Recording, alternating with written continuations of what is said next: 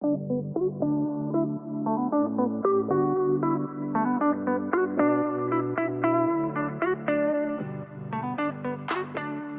guys, what's up? And welcome to the podcast. Welcome to Mic'd Up with PK. We have our first guest of the year. Trust me, this man actually loves to be first. He likes to be first in innovating. He likes to be the first in what he does. This is a man of the soil. It's hard for me, but I'm going to give him. I'm going to credit him and say a legend in the game. He's a DJ, award-winning DJ for that matter, not just the.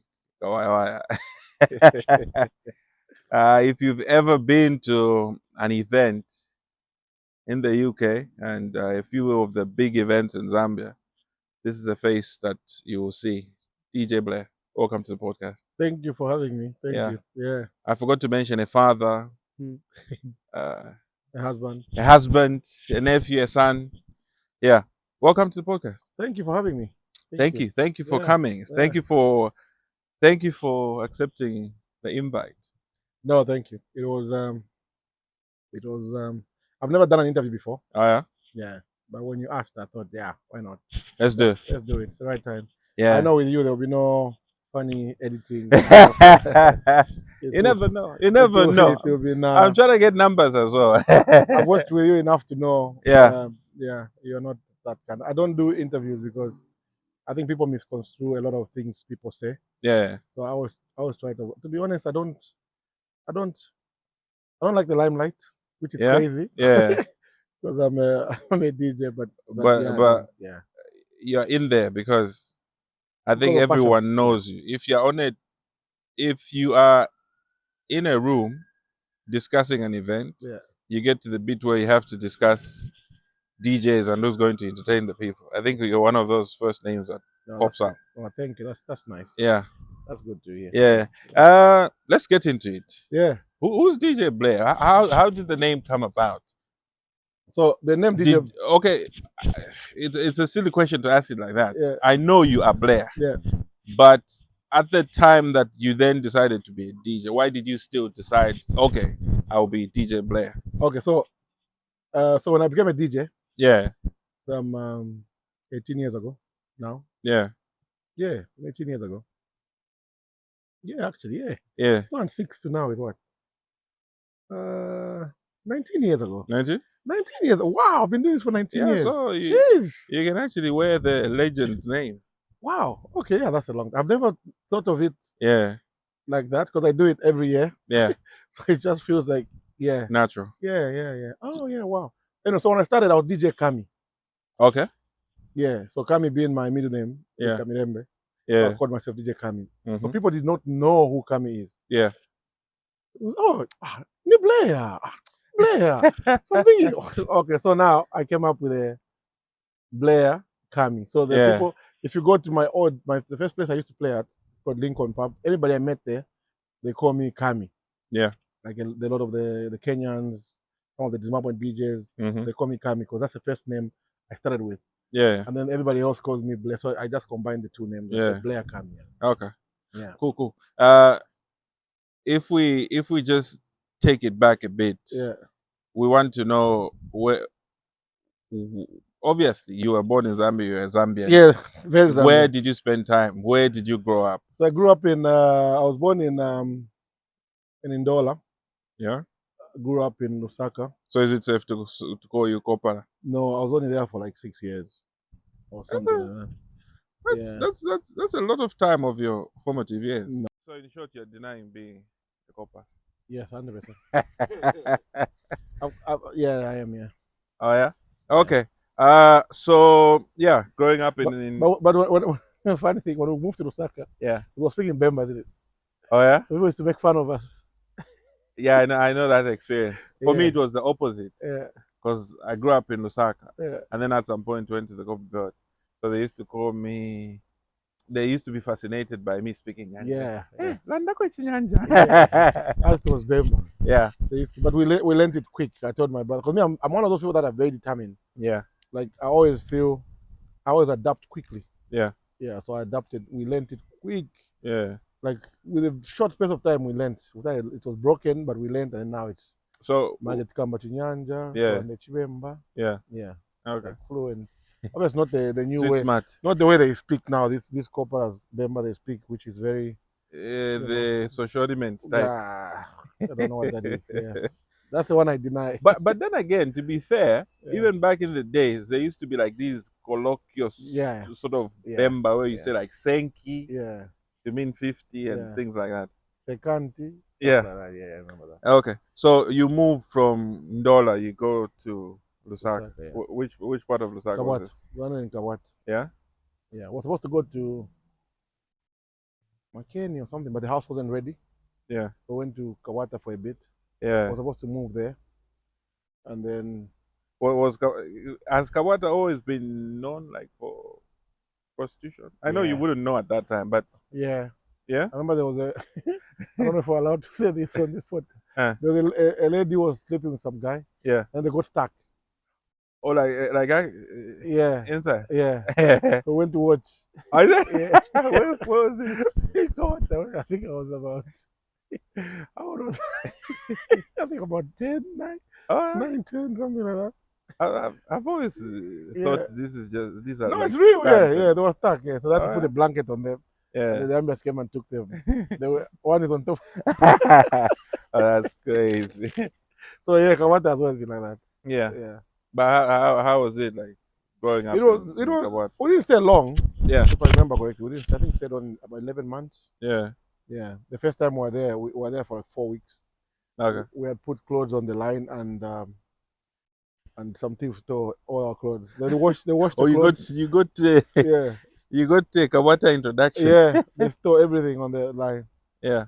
Yeah. Which was good because then that took us shopping. So again, we went and got some new gear. Fair. Early Christmas. Exactly. So it worked out in the end. But yeah. And when you left Kawata, where did you we went to Charleston. We lived in the camp. What schools were you going to do? So I was at Mumuni Primary School, obviously because I was in Kawata. Yeah. And then we moved to the Nipa area. Yeah. From there I moved to Kablonga Boys. I went to Kablonga Boys. There's a thin line between the Nipa area being called Nipa area and it being Rodsback. Yeah. So is it? So it was always the way it is.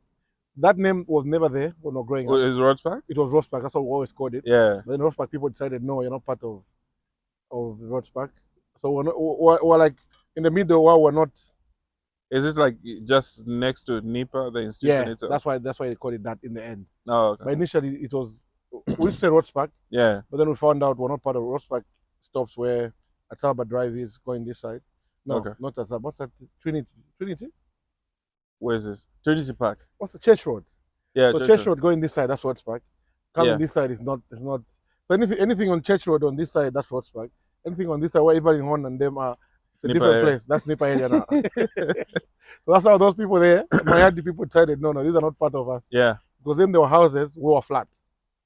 Oh, okay. Yeah. Okay. So they did not want to associate with flats. So they said, this side. It's not Rodsback. It's not Rodsback. Rodsback is this side where there are houses. I get you. And we just said, okay, so what do we call this place? So Nipa area. And the way just Nipa area, and it just became Nipa area now. Okay. So now that's what it's called. Yeah. So in short, the Rodsback people were keeping the Rodsback name. Yeah. Okay. And where did you go after? After that, we moved to Botswana. Yeah. My parents were. What was the move about? Diplomatic. Well, they were part of the. They were diplomats. Oh, okay. Yeah. So we went to Botswana. Is this your mom or your dad? My mom. Okay. My dad refused.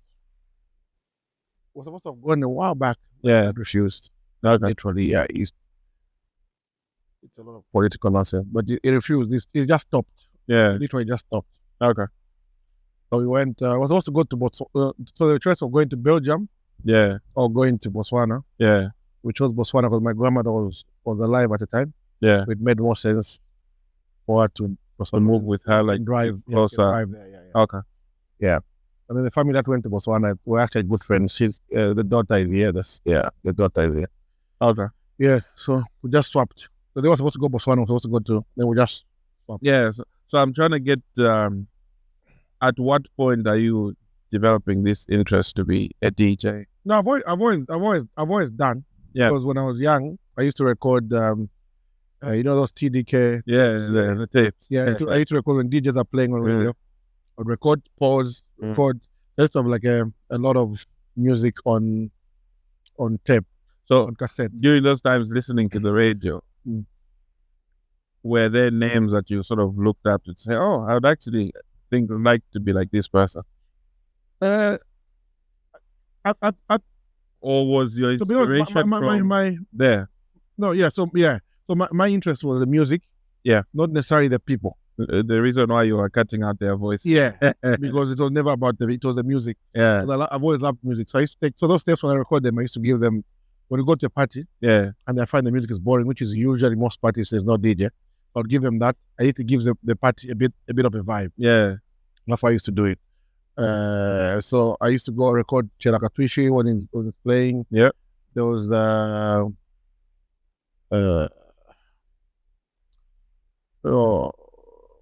I can't remember his name now. I can't help you in that. Yeah. Time period. So it was quite Chilulemba and them.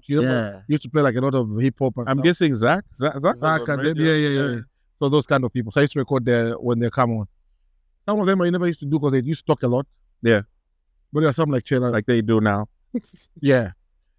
But Chela used to play the music. He would talk when he's talking. Yeah. And then he'll play the music for a long time. Yeah. And Rumba, it's like a long time. So I used to record a lot of bangers in Rumba. So these tapes I had Rumba one, hip hop one, hip hop and R&B was one. Yeah.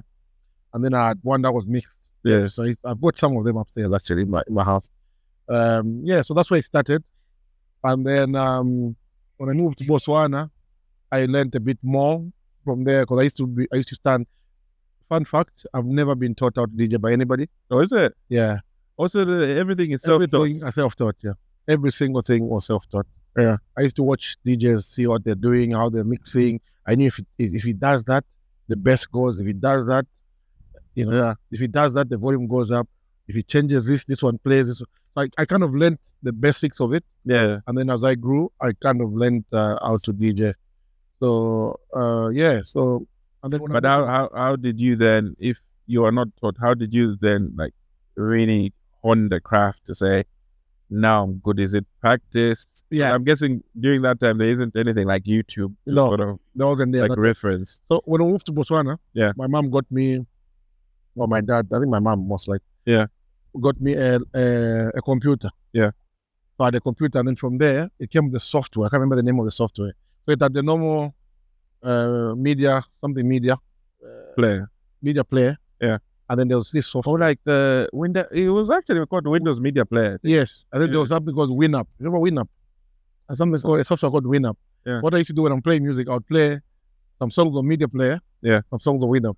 Also so I learned how to mix two songs. Decks, sort of. Yes. Yeah. Without the decks, but I created my own 2 decks. So I'd play some songs on Winup, some songs on this side. Oh, yeah. And then I kind of mash them up. Sometimes they'll go in. Mm-hmm. Sometimes I would miss because let's say I'm playing from 2 different sets. Yeah. So I'll press play at the wrong time. And they have nothing to monitor tempo and things like that. So. Exactly.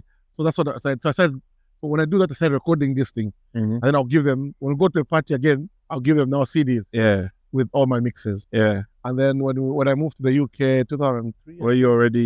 Did you have like a DJ sort of name even then? No. Then I was just looked like a music provider. I couldn't get into, like in Zambia, like I said, in Osaka, there used to be cliques.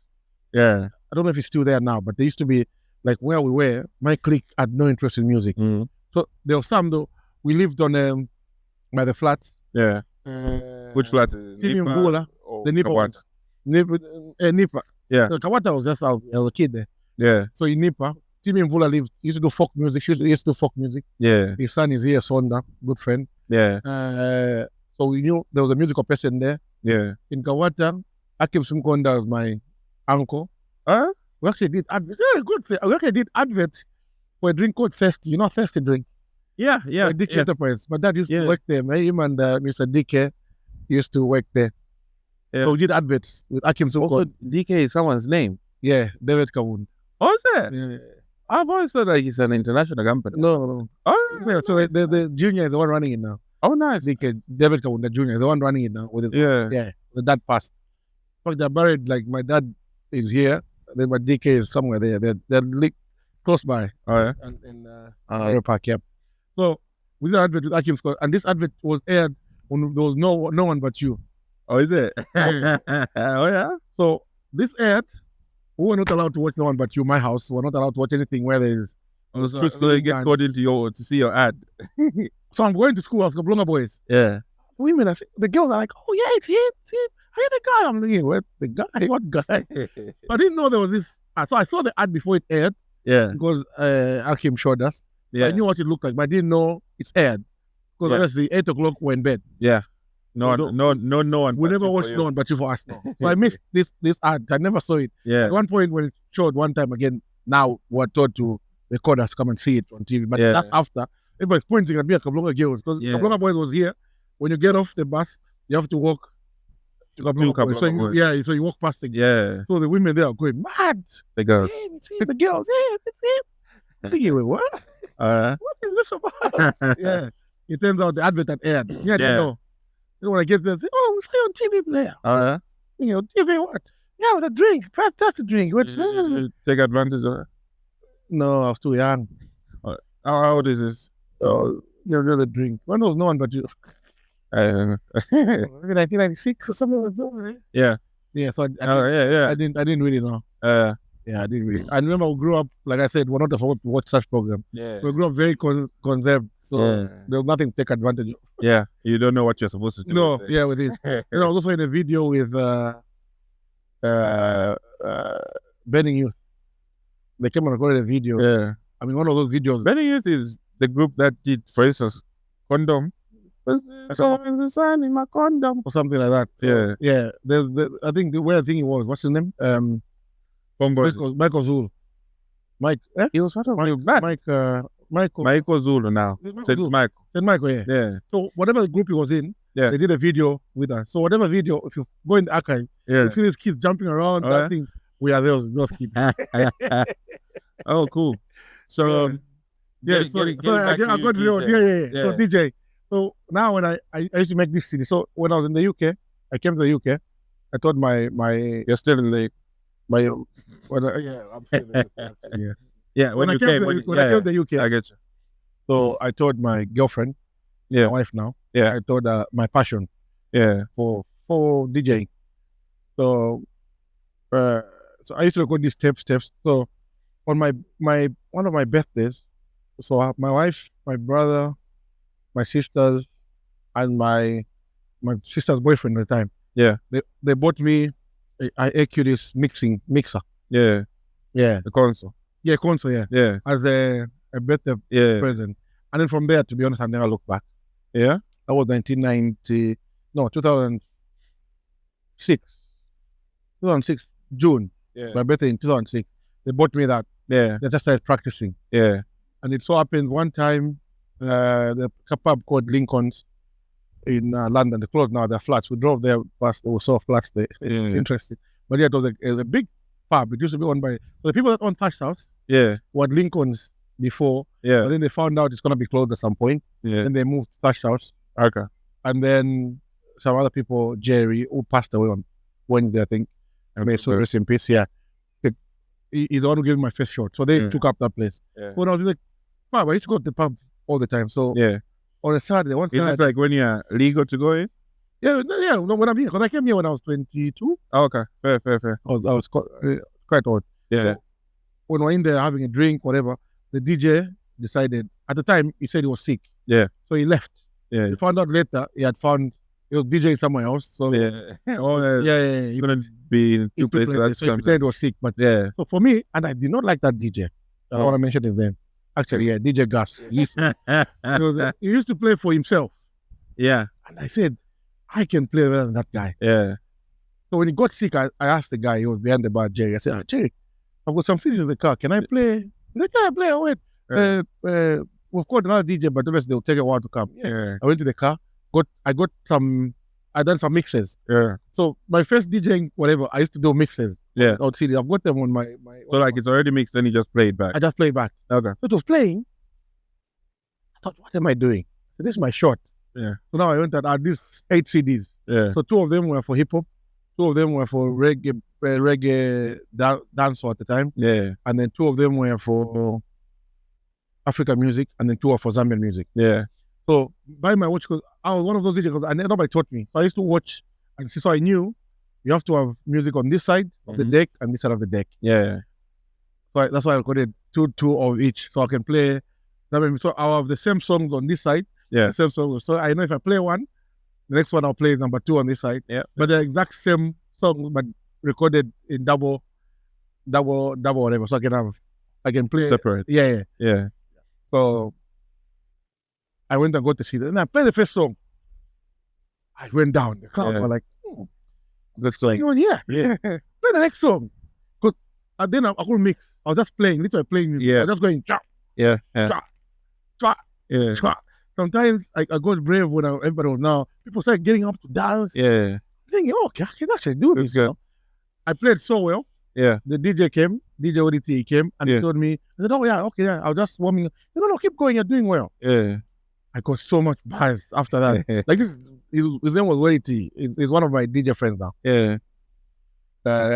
After he told me, he was like a big DJ then. For him to say that, I was like, meant a lot. Yeah, it meant a lot for me. Yeah. And then when I'm playing, so he came, so when he was swapping now, he came over.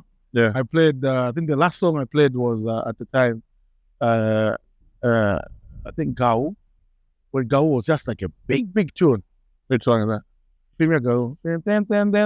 Oh. Yeah. I think I played that. Yeah. Oh, I played the one for the I played the one for the Ghanaian one.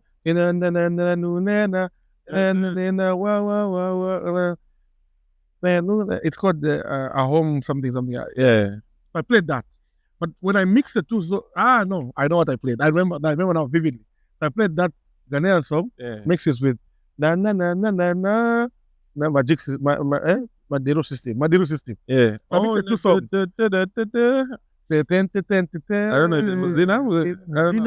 Yes. Yeah. That's how I saved it. Because I know a new title. Because I got it from because then we used to download music. Yeah. Sometimes they'll come with the names, sometimes they don't come with the names from LimeWire. Yeah. So I didn't know the title, so I named it. I even call it Muzina. After I called it Muzina. Yeah. I found that it says Muzina, but it's not that's not the name. The name is something. Yeah. So I mixed that song, but the way I mixed it, so I mixed it and it went in very well. Yeah. But then I took long to switch them. Yeah. So I lost the. You couldn't do it smoothly. Yeah, smoothly. Yeah. Yeah. That's when Weddy Teeth came and told me, the way you start the song, you need to find where the cue is. Yeah. I said, what's a cue? I said, cue. So you cue it where the beat drops. Yeah. I said, I don't know. So he showed me how to cue the beat. So every song you play, you drop it where the beat drops. Yeah. That's it. I didn't know any of that. So I started from the beginning. Yeah. And then I started chasing the beat. Yeah. Yeah, which is long. Now. But then I didn't know any better. Yeah. I could see the DJs doing it, but I didn't realize there was a cue they were doing. Yeah. Yeah. So I did that, and then he taught me that. Yeah. And then, cool. So I learned that bit. As soon as I learned that, my mixing became whatever. Yeah. But the problem that I knew that's what you should do, but I didn't know when you should do it. Yeah. Another DJ called DJ Clem, a Kenyan guy, when he DJs, he used to tap his leg like that. Yeah. So I said, why you I don't know. I'm playing. So the song that's playing is playing to this rhythm. So I'm pacing it. With this. Yeah. So the next song has to match this beat. The moment this does not match this in my ear, it means it won't work. Yeah. Yeah. So if you notice me when I'm DJing, I always do something. Yeah. I'm always tapping something because I'm also mixing this song to this. Yeah. Yeah. So that's how I learned. Yeah. So once I learned this too, there's no stopping me. Yeah. So this, at some point you obviously, learn the craft. When do you get like your first sort of booking where someone either pays you or they just respect the fact that you're a DJ and can you please play at an event? Okay, so after playing, so when I'm playing at Lincoln, when I did that at Lincoln, I realized I realized that on Tuesdays we used to watch for Champions League. Yeah. Tuesdays and Wednesdays we used to go watch football. Yeah. When we get there, after the game, there was no music. Once the game's finished, You can just see people talking. So I told the guy, can I just play around when the music finishes? Yeah. When the game finishes, like Champions League at 7:45. By 9:30 it's done. Yeah. Between 9:30 and 11 when they're closing, just quiet. It's dry. It's just dead. Yeah. So I started playing on Tuesday and Wednesday. Yeah. Tuesday, Wednesday, Tuesday. Then they promoted me to play on Thursdays.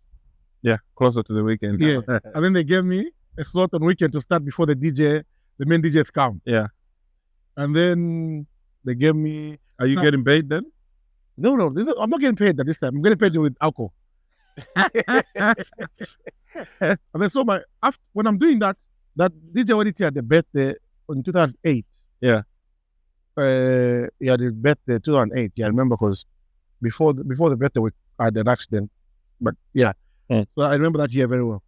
So 2008, he had a birthday and then sorry, is this a car accident? Car accident, yeah. Oh, nah. Yeah. So we went to watch not my figures. What the hell one called? My Champagne. It's a group called my From South Africa. Yeah. They came also because I was in Botswana, so I still do. I love sort of South African music, like yeah. My Pansula and that. I grew up on that. I kind of adopted to that. Yeah. I used to go and watch. Like I used to admire DJ Fresh. Yeah. DJ Oskido. Yeah. Now I've met these guys with my journey like these are now. You know when you say DJ Fresh, and then you mention the others, because in my mind when you say Fresh, I'm thinking the Zambian Fresh. No, there's a DJ Fresh in South Africa. The South Africa. Yeah. And DJ Fresh in Zambia is my friend as well. Oh yeah? Yeah, he's a good friend. Yeah. Oh nice. Yeah. So yeah. So when do you get your? So when I got to that gig. Yeah. That was the paying gig. Yeah. No. This one now is tied me for his birthday. Oh, that was my first paying gig. Yeah. I got a lot of people, Zambians, like a lot came. Were you happy with the first pay? Or because I wasn't because at the time I wasn't. So what you were looking for? No, I wasn't doing it for the money per se. I was just doing because now I get to play with a lot of people. At Lincoln, it became like a normal person. I'm just playing with them. Yeah. Whatever. But then this was like my first shot. Yeah. So when I get there, funny story. There's a guy called DJ Socks, my friend. When I'm playing there, I was playing after him. Yeah.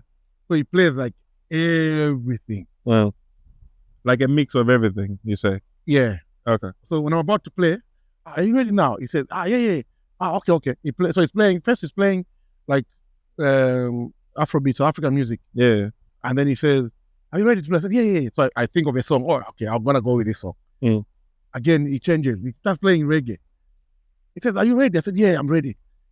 Like this dude. I said, then he switches it to R&B. He said, are you ready? I said, no, it's okay, keep going. Yeah. He stopped, okay, no, you play now. Yeah.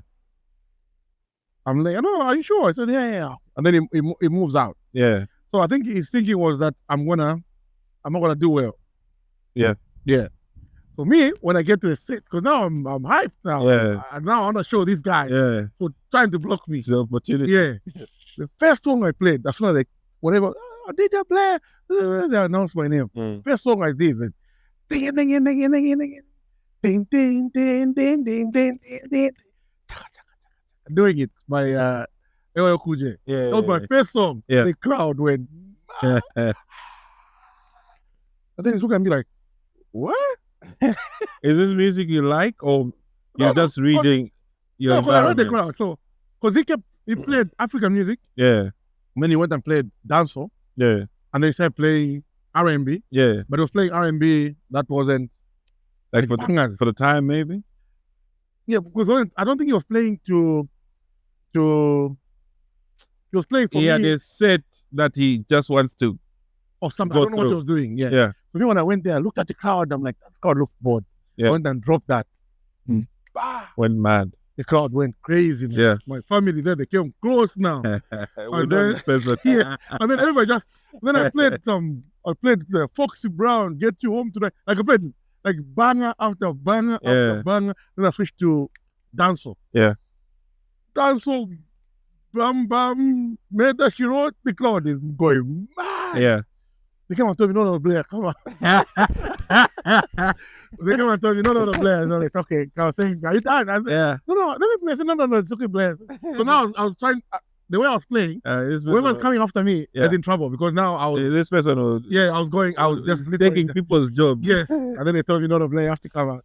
So Jerry, the one who passed away, he was like, why did you come out? People enjoyed it. I said, no, I was told to come out. Yeah. No, Blair, we've hired you to play. Everybody gets an hour. I said, I was told to come. When I'm coming down, people are pumping me, fist pumping me. I'm like, I can do this. And that's when now the passion now became like, I was like, now this is real now. Yeah. But before it was just me playing music. Mm-hmm. This was now me DJing. And after that, and then I started playing at, so when we were there, a guy called BM from the Fisherman. He used to have a pub called the Zambian Pub. Backing. He was there. He came. Yeah. A lot of people came. Yeah. He saw me and he told me to start playing at his place. Yeah, no. Rewind a bit. Let's rewind a bit. Yeah. So before that, after that big event, I went back to playing at Lincoln. And then Mr. Henry, they used to call something called Wonder Beach. DJ Henry Wright. They had the wedding. Yeah. Ghanaian Zambian wedding. And those people are my clients, the family. Everything they've done, wedding, been there. The baby showers, I'm the one who plays now. Yeah. So when there, I went and played. They said, don't come, you play, if you want to reach old school. When you come, usually she modern. So I played songs like having such a good time, and I played some Ghanaian songs because I used to play them at the pub. I played some, and then played Zambia. Of course, I played Zambian music. And then when I'm about, they were saying, "Oh, okay, no, but quite sharp." Before I left, I played Kafindondo. But the way it starts in the beginning, like it's a slow song. Yeah. People. What's that? Who's this DJ? Who's this? And that's why then I was doing DJ Kami. Yeah. That's Blair. That's why now I realized the name was not matching. And that's why I had to combine the two. But so from there, Johnny Fisherman was there in that pub. He said, no, Ninkwata, pub, Ninkwata pub. Where is a show of music? Yeah. That's when I moved. Now, that was 2011. Yeah. 2011. Started playing at Jolly. No, when is Zambia in the Africa Cup? 2012. Yeah, so 2011 I started playing. Because Africa Cup I was playing, I was a DJ there. When we won, I started playing music after crying, after we won. Crying that was crazy. Man. Yeah. And we've never seen it since. So I was playing there for a while. So now, somebody posted some video. I think the live just started with Facebook or something. I don't know what happened in 2012. Yeah. When you were playing at the Fisherman's. So the equipment I was using was Henry Knight's equipment. Yeah. Because he told me to keep it. Because I used to live in Cannington at that. Yeah.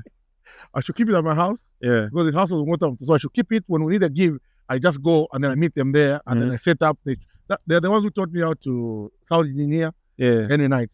So I didn't know, like now I can do my own setup. Yeah. They taught me. Yeah. Because I was there with them, helping them, and then I learned how to set up. Yeah. So I used to play, and they never used to pay me.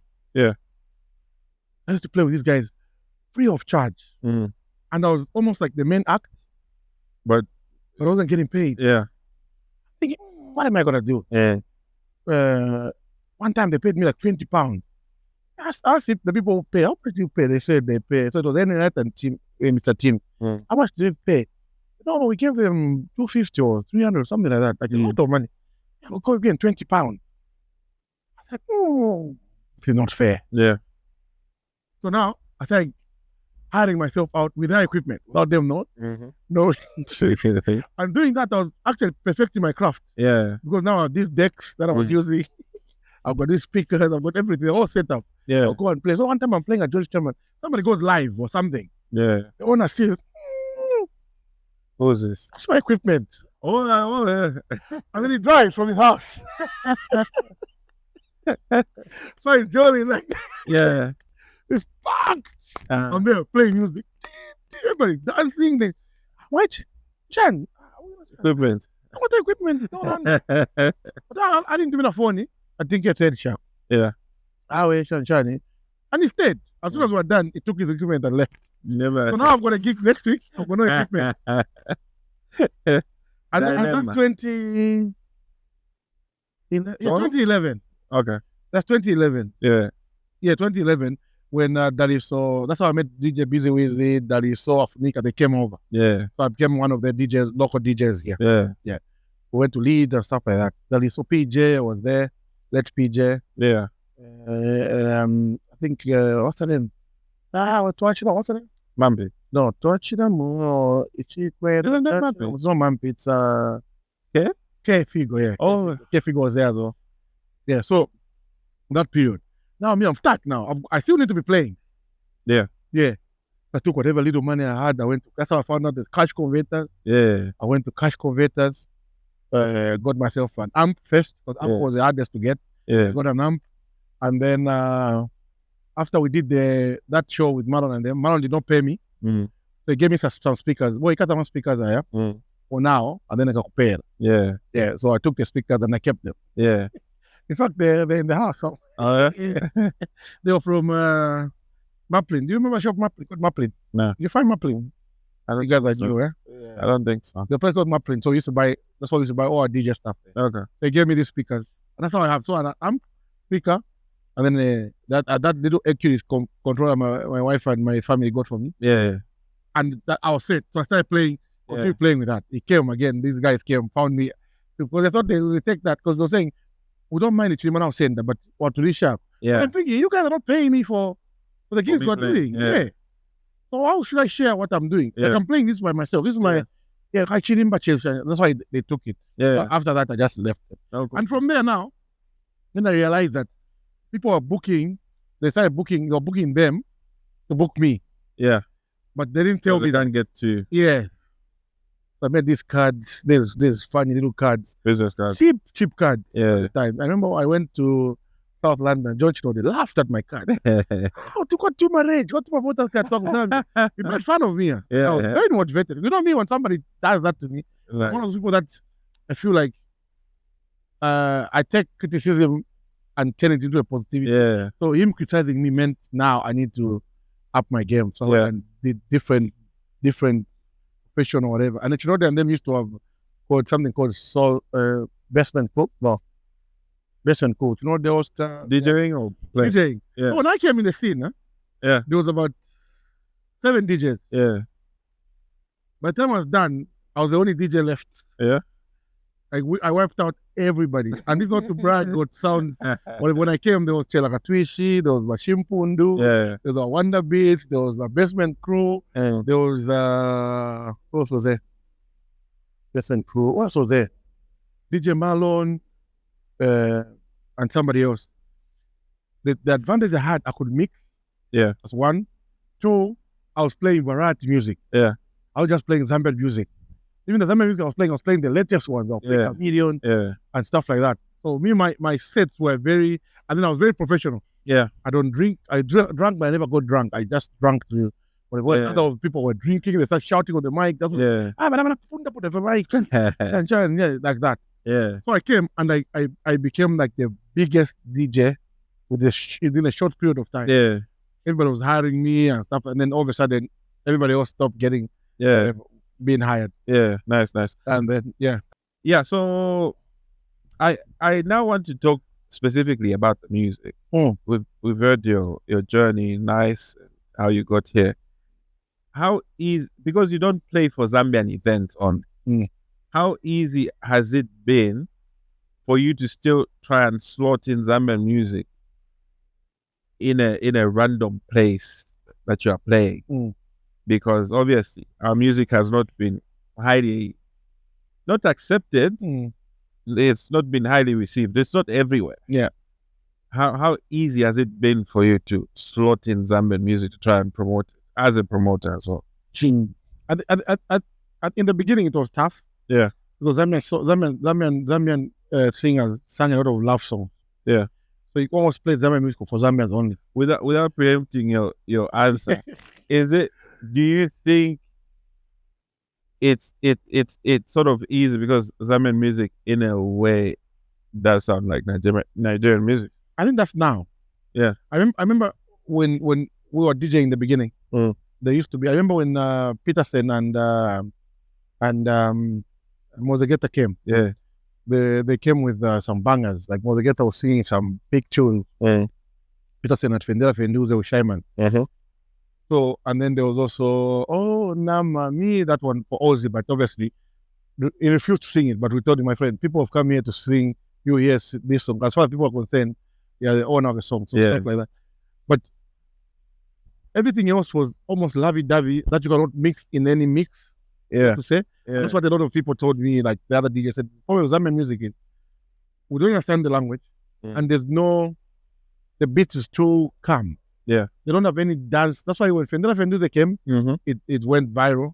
Because of the danceable effect of it. Yeah. And the fact that people just said Fendera Fenduze, like for the chorus. Like a catchphrase. It's a catchphrase. Everyone can. So we spoke about this with Peterson and them. And then to be honest, when they went back, they went and started singing songs that's why I respect Peterson a lot. From that chat we had, he took that and his music after that became a lot more catchy. Relatable to everyone. Yes. Yeah. You understand? Yeah. And then that's been the trend now. The difference now, Zambian music again, like what the mistake I feel like a lot of artists have made, and I hope I don't get in trouble with people, because it's South African music. Yeah. They've made their own music. Like they have their own genre, like Amapiano. They had Mapansura. They did that. Yeah. They said house music. Yeah. They did that. And then Americans took it over again. They started doing what was called deep house. Yeah. Which is now, deep house is literally Amapiano with a C beat to it. House is, I think the music is possessive. Yeah. But you can listen to the music and you're just gone. And that's Amapiano. Yeah. So what they've done is they've taken deep house. That's what they've taken deep house, added that C beat, that piano beat to it. Yeah. But if you listen to deep house, take out the piano beat, it's deep house. Yeah. And then that's there, and nobody can take it away from you. Yeah. Like what we did is we had that Dunka beat that Mark 2 came with, and that was a good beat. I could play anywhere with that beat. And then it just died. Yeah. Afunika started doing that beat of New Kalindula again. That died. So we don't have our own distinctive whatever. So if I'm playing Zambian music, which language they don't understand really, and it sounds Nigerian, Nigerians are not going to stop listening to Nigerian to listen to Zambian music. They'll just want to listen to their own music. Yeah. You understand? Lately, it's come out a bit with YouTube and stuff. It's come out a bit, at least with some artists that have kind of crossed over that bridge. But again, Nigerians are so into their own. And to be honest, in Afrobeats, they're like the biggest. Yeah. So for you to enter that market is very hard. Yeah. So if a lot of Zambians still trying to make music to enter in their market, instead of saying, let's make our own music and promote our own music, and then let's have people, let's export this product. Our product. Yeah. Chris Brown is singing Amapiano. Chris Brown is singing Afrobeats. Yeah. Because these people, South Africans and Nigerians, have exported their music out there. What we're doing is tapping into this. You understand? Which is a good idea. Exists. It's a good idea to get yourself there. Yeah. But then we've joined and are now part of, or like just following the. Like you can never be on top of that genre because it's not yours. Not yours. No, it's not yours. Yeah. Yeah. That's exactly my point. Yeah. I want to put you on the spot for a bit. Who can be your top 5 Zambian artists? It's who you think have had this originality to them that we could possibly export, whether now or back in the days. 5 artists. Well,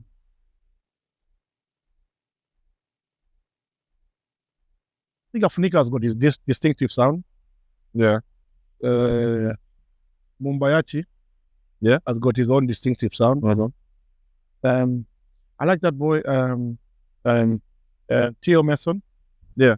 He's also got his distinctive sound. I like that. It's very Zambian, but modernized to an extent. Yeah. But it still has that Zambian feel to it. Chester also has remained. Oh, Chester. Chester. I think Chester is a genius. Yes. He's remained very true to the Zambian.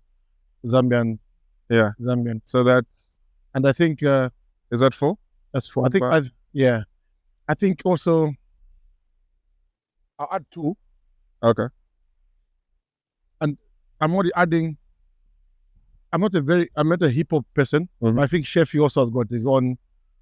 He's got his own. Because he sings all his songs in our language. Yeah. I feel like that's very. It's export quality. Yes, because it's hip hop, but in our language. Yeah. And I think he featured on BBC. That's how. And I think he did a song with P Square. Yeah. One of the P Square guys, and he was still true to himself. Yeah. But I think because of the type of audience that hip hop has,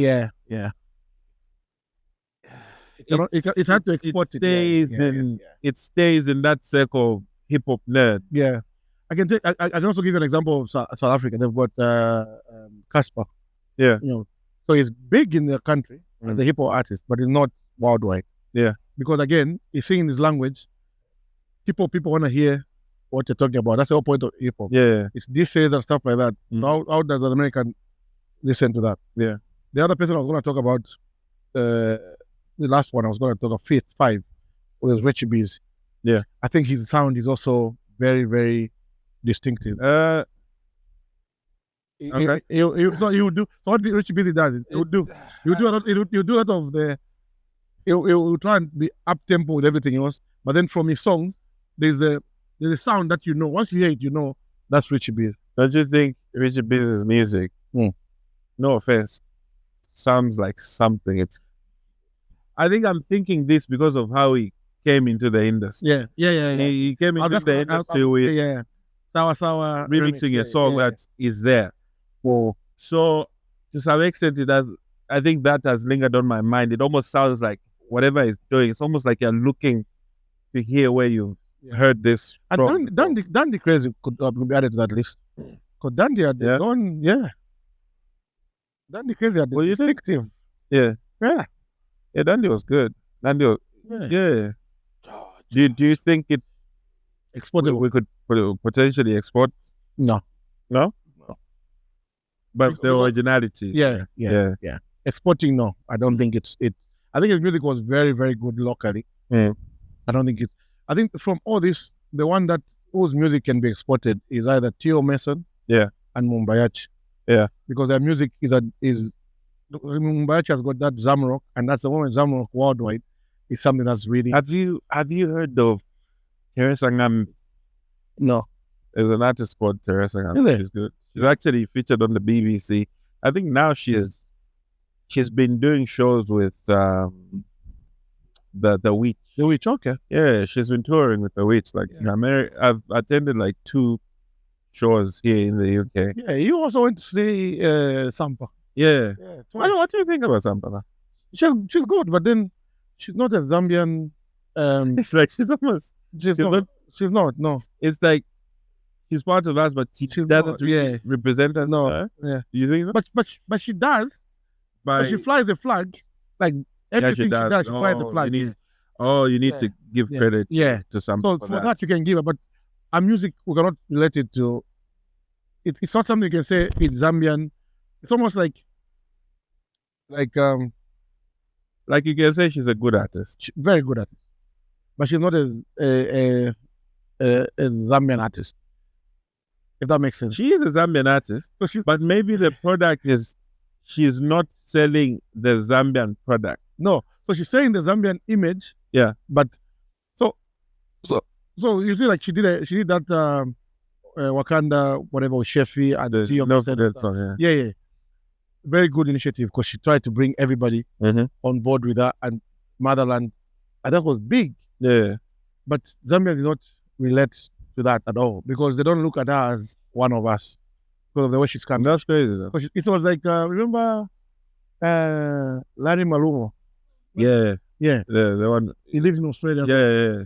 As much as he was Zambian never really embraced him because as far as they're concerned, he's living. It's like me when I go to Zambia, they just know DJ Blair. They know after my holiday I'm going. Yeah. So everybody knows I'm Zambian, but they don't look at me as. It's like the award. I'll never be nominated for a Zambian award because as far as they're concerned, even though everything I do here is Zambian. Yeah. Like all my sets, anywhere I go, is Zambian. I'm going today in Bedford to play. I don't know if I'm supposed to say that, but I'm going to represent Zambia there. Yeah. But Zambians in Zambia do not recognize that. The fact that they're coming here to do events is because of people like me who promote their music. Do you think you understand? But I do not get any recognition from that. Do you think when we leave Zambia, we're not considered so much as a Zambian? We're not. You sort of become like like a guest. Yeah. Oh yeah. Yeah. That's why Sampa is the way Sampa is. Do you think that's also a reason why there hasn't been like a lot of cooperation between people in the diaspora and the Zambians in terms of even just as a promoter? Has it been easy for you to put up a show, have Zambians come and perform? I think they come. So it's the same thing with they come with, you're paying, of course, but yeah. Is it a flexible transaction? Is it a good? Does it benefit you as well? I think it does. For me, it does because because I do my DJing. I like to promote Zambia, so people do come. I never look at the numbers or the money or stuff like that. So for me, it does what I intend for it to do. The purpose of all the shows we do is to make Zambians know and feel Zambian on that day. Just go to a place and just say, oh, today I heard so many Zambian songs. And that's why I do. Yes, that's why I do Zambian nights every last month, every last Friday of the month. At Touchdown, because people come there, you can speak your language to people.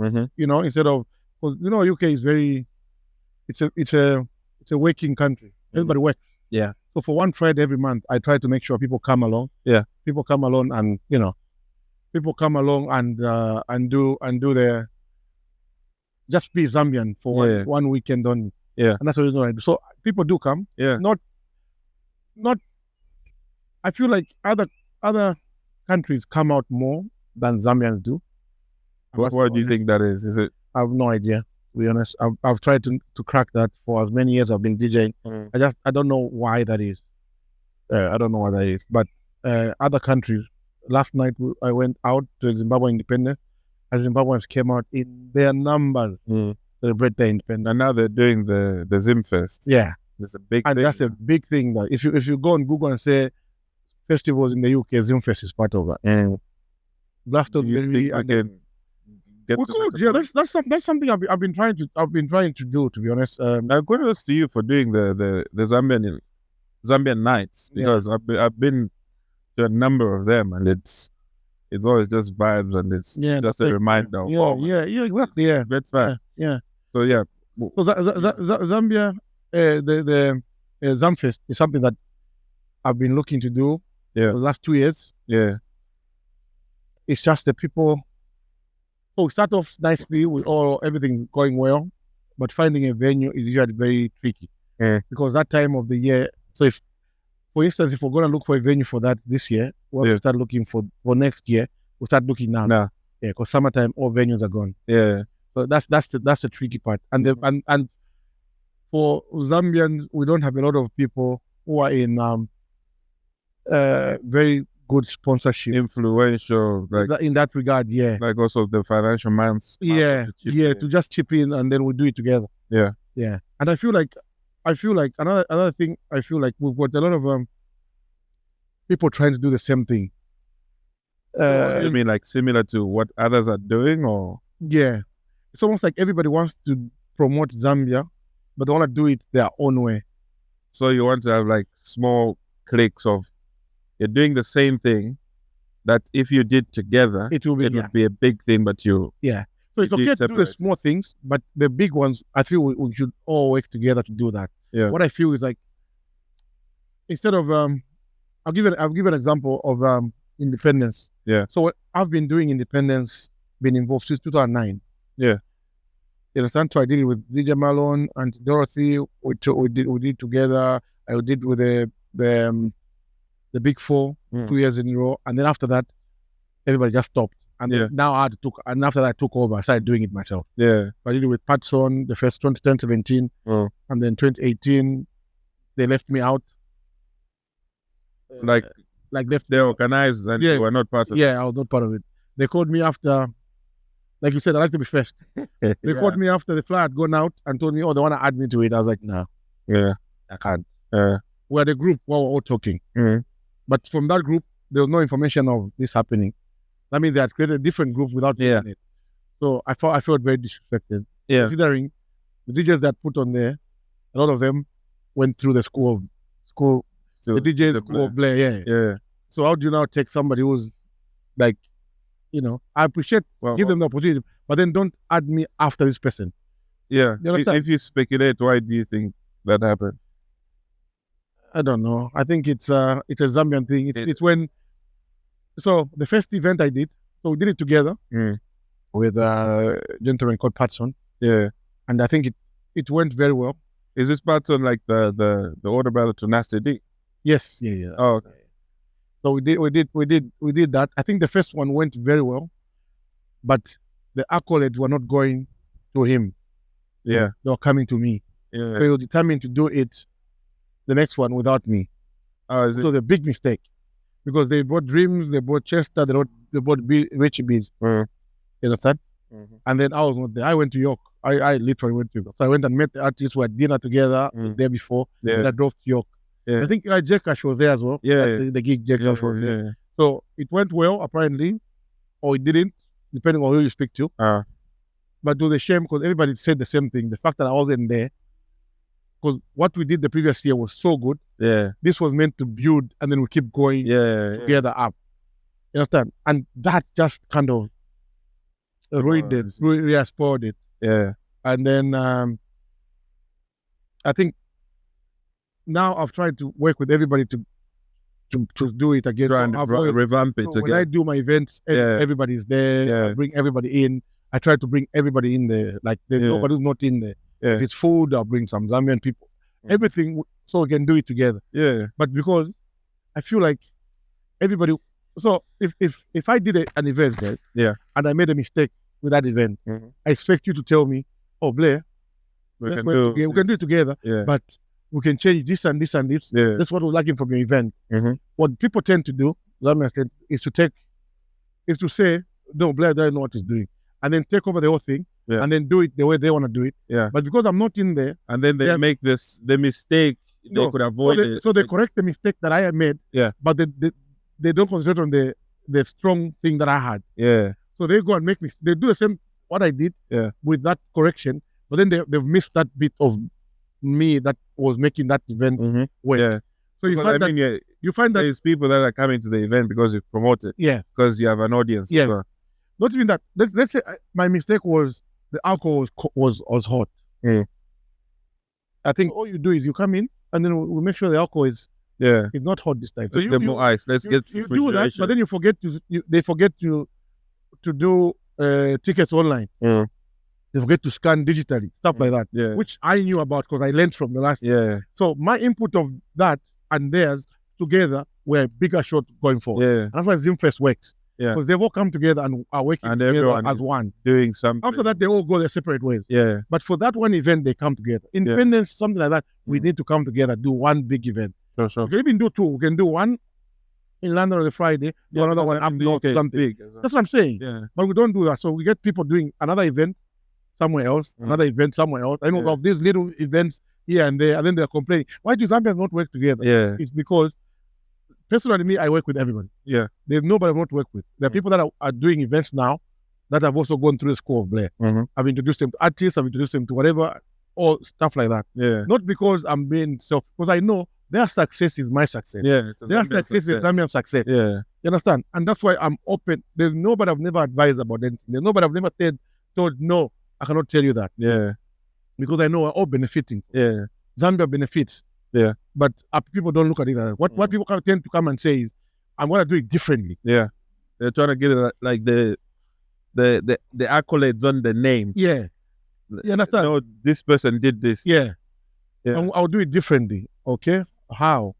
Because whatever we're doing, so my doing one of these, like I learned, I've done events with Marlon. I learned from Marlon. I learned a lot of things from Marlon. I learned a lot of things from Andy Dorothy. I learned a lot of things from Chela. I learned a lot of things from Hudson himself. I learned a lot of things from and I work with a lot of foreign promoters. So I've worked with my first, after Lincoln's, they closed Lincoln's, I went to work in it's called a Rail Tavern, Ugandan place. After that, I went and worked with Tash Towers, Kenyan place. After that, I went and worked with Zimbabwean place, Live and Let Live. So I've worked with so many different communities. So you've gathered like a lot of... I work with Nigerians. How to go about this. So I've learned so much. If only people can say, let's tap into this guy. But people don't want to do that. They say, I'll do it differently. But when you go and do it differently, you're missing the blueprint. There's always a blueprint that we all follow. So from what I've learned from those that have got a blueprint, I know basic things you need to do. Venue, the basic stuff that no matter what, they need to be there. I know all this like the back of my hand. So you are starting now. You don't know all this basic stuff because you haven't really worked with anybody. You want to do it different. But then if you come and do the event, you go there, people say, that event was all right. But the mic was distorted. So I can never have a venue where the mic is distorted. You understand? Yeah. Because I've learned what people talk about. The sound has to be crisp. There's no event of mine you'll find the sound is bad. Never. Because that's a blueprint. I've learned how to do it. Yeah. So if we work together, I bring this knowledge, you bring the knowledge that you want. You're not doing it differently. Yeah. That knowledge you bring, combined together, we've got a big force in whatever. Yeah. But I don't know. To end. It sounded like a rant. It's not a rant. It's just, no, I get you. I get you. I mean, it's trying to do something, and then there's these frustrations and whatnot. Yeah. It's only right to address such things, so that we see how we can work together and push this thing. Yeah. To end, I want you to do another top 5 of artists who are coming up or have been in the industry for some time, who you think have the potential to export Zambian music.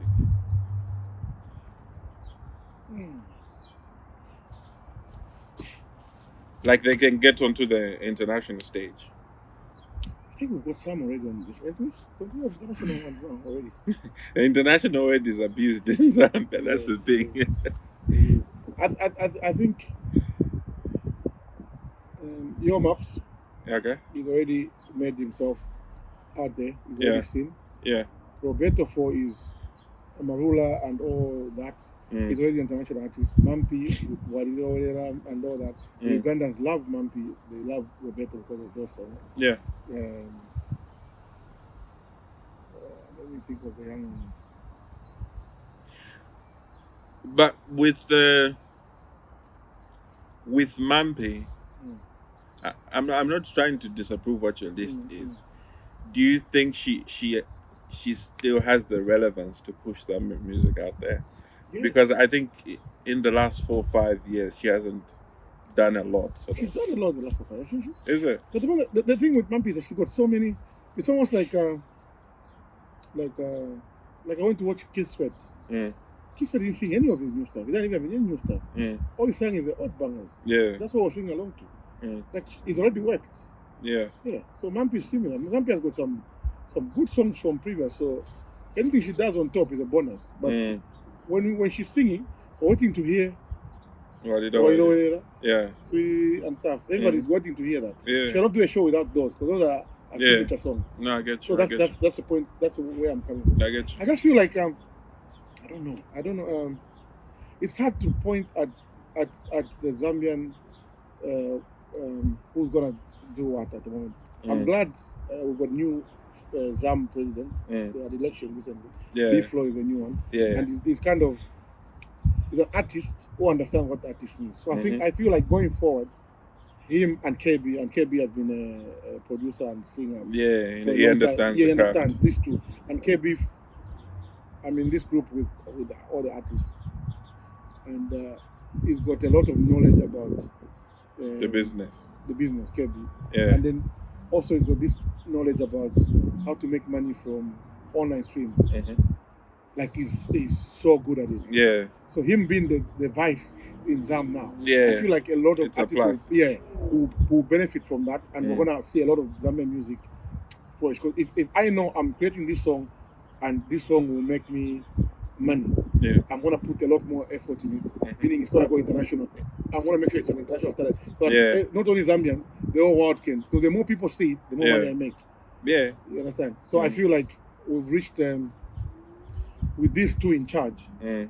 I think we're gonna get somewhere. Yeah. So it's hard for me to say which one. At the moment, I feel like we're stuck in a bit of a loop.